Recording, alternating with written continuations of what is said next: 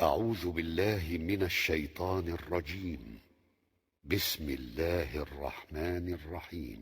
حضرت ابراہیم علیہ السلام اپنے متروکات کی نگہداشت کے لیے وقتاً فوقتاً مکہ تشریف لایا کرتے تھے، لیکن یہ معلوم نہ ہو سکا کہ اس طرح ان کی آمد کتنی بار ہوئی۔ البتہ تاریخی مآخذ میں 4 بار ان کی آمد کی تفصیل محفوظ ہے، جو یہ ہے: نمبر 1، قرآن مجید میں بیان کیا گیا ہے کہ اللہ تعالیٰ نے حضرت ابراہیم علیہ السلام کو خواب میں دکھلایا کہ وہ اپنے صاحبزادے حضرت اسماعیل علیہ السلام کو ذبح کر رہے ہیں۔ یہ خواب ایک طرح کا حکم الہی تھا، اور باپ بیٹے دونوں اس حکم الہی کی تعمیل کے لیے تیار ہو گئے، اور جب دونوں نے سر تسلیم خم کر دیا اور باپ نے بیٹے کو پیشانی کے بل لٹا دیا تو اللہ نے پکارا، اے ابراہیم، تم نے خواب کو سچ کر دکھایا، ہم نیکوکاروں کو اسی طرح بدلہ دیتے ہیں۔ یقیناً یہ ایک کھلی ہوئی آزمائش تھی، اور اللہ نے انہیں فدیے میں ایک عظیم ذبیحہ عطا فرمایا۔ مجموعہ بائبل کی کتاب پیدائش میں مذکور ہے کہ حضرت اسماعیل علیہ السلام حضرت اسحاق علیہ السلام سے 13 سال بڑے تھے، اور قرآن کا سیاق بتلاتا ہے کہ یہ واقعہ حضرت اسحاق علیہ السلام کی پیدائش سے پہلے پیش آیا تھا، کیونکہ پورا واقعہ بیان کر چکنے کے بعد حضرت اسحاق علیہ السلام کی پیدائش کی بشارت کا ذکر ہے۔ اس واقعے سے ثابت ہوتا ہے کہ حضرت اسماعیل علیہ السلام کے جوان ہونے سے پہلے کم از کم ایک بار حضرت ابراہیم علیہ السلام نے مکہ کا سفر ضرور کیا تھا۔ بقیہ 3 سفروں کی تفصیل صحیح بخاری کی ایک طویل روایت میں ہے، جو ابن عباس رضی اللہ تعالی عنہما سے مرفوعاً مروی ہے۔ اس کا خلاصہ یہ ہے: نمبر 2، حضرت اسماعیل علیہ السلام جب جوان ہو گئے، جرہم سے عربی سیکھ لی اور ان کی نگاہوں میں جچنے لگے، تو ان لوگوں نے اپنے خاندان کی ایک خاتون سے آپ کی شادی کر دی۔ اسی دوران حضرت ہاجرہ علیہ السلام کا انتقال ہو گیا۔ ادھر حضرت ابراہیم علیہ السلام کو خیال ہوا کہ اپنا ترکہ دیکھنا چاہیے، چنانچہ وہ مکہ تشریف لے گئے، لیکن حضرت اسماعیل علیہ السلام سے ملاقات نہ ہوئی۔ بہو سے حالات دریافت کیے، اس نے تنگ دستی کی شکایت کی۔ آپ علیہ السلام نے وصیت کی کہ اسماعیل علیہ السلام آئیں تو کہنا کہ اپنے دروازے کی چوکھٹ بدل دیں۔ اس وصیت کا مطلب حضرت اسماعیل علیہ السلام سمجھ گئے، بیوی کو طلاق دے دی اور ایک دوسری عورت سے شادی کر لی، جو جرہم کے سردار مزاز بن عمر کی صاحبزادی تھی۔ نمبر 3، اس دوسری شادی کے بعد ایک بار پھر حضرت ابراہیم علیہ السلام مکہ تشریف لے گئے، مگر اس دفعہ بھی حضرت اسماعیل علیہ السلام سے ملاقات نہ ہوئی۔ بہو سے احوال دریافت کیے تو اس نے اللہ کی حمد و ثنا کی۔ آپ نے وصیت کی کہ اسماعیل علیہ السلام اپنے دروازے کی چوکھٹ برقرار رکھیں، اور فلسطین واپس ہو گئے۔ نمبر 4، اس کے بعد پھر تشریف لائے تو اسماعیل علیہ السلام زمزم کے قریب درخت کے نیچے تیر گھڑ رہے تھے۔ دیکھتے ہی لپک پڑے، اور وہی کیا جو ایسے موقع پر ایک باپ اپنے بیٹے کے ساتھ اور بیٹا باپ کے ساتھ کرتا ہے۔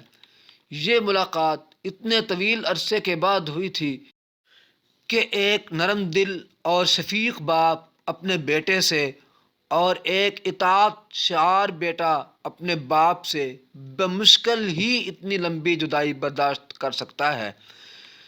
اسی دفعہ دونوں نے مل کر خانہ کعبہ تعمیر کیا، بنیاد کھود کر دیواریں اٹھائیں، اور ابراہیم علیہ السلام نے ساری دنیا کے لوگوں کو حج کے لیے آواز دی۔ اللہ تعالیٰ نے مزاج کی صاحبزادی سے اسماعیل علیہ السلام کو 12 بیٹے عطا فرمائے، جن کے نام یہ ہیں: نابت یا نبایوت، قیدار، ادبائیل، مبشام، مشمع، دوما، میشا، حدد، تیما، یتور، نفیس، قیدمان۔ ان 12 بیٹوں سے 12 قبیلے وجود میں آئے اور سب نے مکہ ہی میں بود و باش اختیار کی۔ ان کی معیشت کا دار و مدار زیادہ تر یمن اور مصر و شام کی تجارت پر تھا۔ بعد میں یہ قبائل جزیرۃ العرب کے مختلف اطراف میں بلکہ بیرون عرب بھی پھیل گئے اور ان کے حالات زمانے کی دبیز تاریکیوں میں دب کر رہ گئے۔ صرف نابت اور قیدار کی اولاد اس گمنامی سے مستثنیٰ ہے۔ نبطیوں کے تمدن کو شمالی حجاز میں فروغ اور عروج حاصل ہوا۔ انہوں نے ایک طاقتور حکومت قائم کر کے گرد و بیش کے لوگوں کو اپنا باج گزار بنا لیا۔ بطرا ان کا دارالحکومت تھا، کسی کو ان کے مقابلے کی تاب نہ تھی۔ پھر رومیوں کا دور آیا اور انہوں نے نبطیوں کو قصہ پارینہ بنا دیا۔ مولانا سید سلیمان ندوی رحمہ اللہ نے ایک دلچسپ بحث اور گہری تحقیق کے بعد ثابت کیا ہے کہ آل غسان اور انصار یعنی اوس و خزرج قحطانی عرب نہ تھے، بلکہ اس علاقے میں نابت بن اسماعیل علیہ السلام کی جو نسل بچی کھچی رہ گئی تھی وہی تھے۔ قیدار بن اسماعیل علیہ السلام کی نسل مکہ ہی میں پھلتی پھولتی رہی، یہاں تک کہ عدنان اور پھر ان کے بیٹے معد کا زمانہ آ گیا۔ عدنانی عرب کا سلسلہ نسب صحیح طور پر یہیں تک محفوظ ہے۔ عدنان نبی صلی اللہ علیہ وآلہ وسلم کے سلسلہ نسب میں 21ویں پشت پر پڑتے ہیں۔ بعض روایتوں میں بیان کیا گیا ہے کہ آپ صلی اللہ علیہ وآلہ وسلم جب اپنا سلسلہ نسب ذکر فرماتے تو عدنان پر پہنچ کر رک جاتے اور آگے نہ بڑھتے۔ فرماتے کہ ماہرین انساب غلط کہتے ہیں، مگر علماء کی ایک جماعت کا خیال ہے کہ عدنان سے آگے بھی نسب بیان کیا جا سکتا ہے۔ انہوں نے اس روایت کو ضعیف قرار دیا ہے۔ ان کی تحقیق کے مطابق عدنان اور حضرت ابراہیم علیہ السلام کے درمیان 40 پشتیں ہیں۔ بہرحال معد کے بیٹے نزار سے، جن کے متعلق کہا جاتا ہے کہ ان کے علاوہ معد کی کوئی اولاد نہ تھی، کئی خاندان وجود میں آئے۔ در حقیقت نزار کے 4 بیٹے تھے اور ہر بیٹا ایک بڑے قبیلے کی بنیاد ثابت ہوا۔ چاروں کے نام یہ ہیں: ایاد، انمار، ربیعہ اور مضر۔ ان میں سے مؤخر الذکر 2 قبیلوں کی شاخیں اور شاخوں کی شاخیں بہت زیادہ ہوئیں، چنانچہ ربیعہ بن اسد بن ربیعہ، عنزہ، عبد القیس، وائل، بکر، تغلب اور بنو حنیفہ وغیرہ وجود میں آئے۔ مضر کی اولاد 2 بڑے قبیلوں میں تقسیم ہوئی۔ نمبر 1 قیس عیلان بن مضر، نمبر 2 الیاس بن مضر۔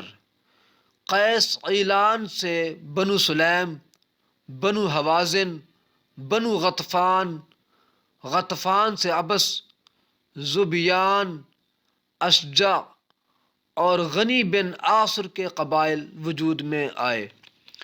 الیاس بن مضر سے تمیم بن مرہ، حذیل بن مدرکہ، بنو اسد بن خزیمہ اور کنانہ بن خزیمہ کے قبائل وجود میں آئے۔ پھر کنانہ سے قریش کا قبیلہ وجود میں آیا۔ یہ قبیلہ فہر بن مالک بن نضر بن کنانہ کی اولاد ہے۔ پھر قریش بھی مختلف شاخوں میں تقسیم ہوئے۔ مشہور قریشی شاخوں کے نام یہ ہیں: جمح، سہم، عدی، مخزوم، تیم، زہرہ اور قصی بن کلاب کے خاندان، یعنی عبد الدار، اسد بن عبد العزیٰ اور عبد مناف۔ یہ تینوں قصی کے بیٹے تھے۔ ان میں سے عبد مناف کے 4 بیٹے ہوئے، جن سے 4 ذیلی قبیلے وجود میں آئے، یعنی عبد شمس، نوفل، مطلب اور ہاشم۔ انہی ہاشم کی نسل سے اللہ تعالیٰ نے ہمارے حضور محمد صلی اللہ علیہ وآلہ وسلم کا انتخاب فرمایا۔ رسول اللہ صلی اللہ علیہ وسلم کا ارشاد ہے کہ اللہ تعالیٰ نے ابراہیم علیہ السلام کی اولاد میں سے اسماعیل علیہ السلام کا انتخاب فرمایا، پھر اسماعیل علیہ السلام کی اولاد میں سے کنانہ کو منتخب کیا اور کنانہ کی نسل سے قریش کو چنا، پھر قریش میں سے بنو ہاشم کا انتخاب کیا اور بنو ہاشم میں سے میرا انتخاب کیا۔ ابن عباس رضی اللہ تعالی عنہما کا بیان ہے کہ رسول اللہ صلی اللہ علیہ وسلم نے فرمایا، اللہ تعالیٰ نے خلق کی تخلیق فرمائی تو مجھے سب سے اچھے گروہ میں بنایا، پھر ان کے بھی 2 گروہوں میں سے زیادہ اچھے گروہ کے اندر رکھا، پھر قبائل کو چنا تو مجھے سب سے اچھے قبیلے کے اندر بنایا، پھر گھرانوں کو چنا تو مجھے سب سے اچھے گھرانے میں بنایا، لہذا میں اپنی ذات کے اعتبار سے بھی سب سے اچھا ہوں اور اپنے گھرانے کے اعتبار سے بھی سب سے بہتر ہوں۔ بہرحال عدنان کی نسل جب بڑھ گئی تو وہ چارے پانی کی تلاش میں عرب کے مختلف اطراف میں بکھر گئی۔ چنانچہ قبیلہ عبد القیس نے بکر بن وائل کی کئی شاخوں نے اور بنو تمیم کے خاندانوں نے بحرین کا رخ کیا اور اسی علاقے میں جا بسے۔ بنو حنیفہ بن صعب بن علی بن بکر نے یمامہ کا رخ کیا اور اس کے مرکز حجر میں سکونت پذیر ہو گئے۔ بکر بن وائل کی بقیہ شاخوں نے یمامہ سے لے کر بحرین، ساحل کاظمہ، خلیج، سواد عراق، ابلہ اور ہیت تک کے علاقوں میں بود و باش اختیار کی۔ بنو تغلب جزیرہ فراتیہ میں اقامت گزین ہوئے، البتہ ان کی بعض شاخوں نے بنو بکر کے ساتھ سکونت اختیار کی۔ بنو تمیم نے بادیہ بصرہ کو اپنا وطن بنایا۔ بنو سلیم نے مدینہ کے قریب ڈیرے ڈالے، ان کا مسکن وادی القرا سے شروع ہو کر خیبر اور مدینہ کے مشرق سے گزرتا ہوا حرہ بنو سلیم سے متصل 2 پہاڑیوں تک منتہی ہوتا تھا۔ بنو ثقیف نے طائف کو وطن بنایا اور بنو حوازن نے مکہ کے مشرق میں وادی اوتاس کے گرد و پیش ڈیرے ڈالے، ان کا مسکن مکہ، بصرہ، شاہراہ پر واقع تھا۔ بنو اسد تیماء کے مشرق اور کوفہ کے مغرب میں خیمہ زن ہوئے، ان کے اور تیماء کے درمیان بنو طے کا ایک خاندان بہتر آباد تھا۔ بنو اسد کی آبادی اور کوفے کے درمیان 5 دن کی مسافت تھی۔ بنو زبیان تیماء کے قریب حوران کے اطراف میں آباد ہوئے۔ تہامہ میں بنو کنانہ کے خاندان رہ گئے تھے، ان میں سے قریشی خاندانوں کی بود و باش مکہ اور اس کے اطراف میں تھی۔ یہ لوگ پراگندہ تھے، ان کی کوئی شیرازہ بندی نہ تھی، تا کہ قصی بن کلاب ابھر کر منظر عام پر آیا اور قریشیوں کو متحد کر کے شرف و عزت اور بلندی و وقار سے بہرہ ور کیا۔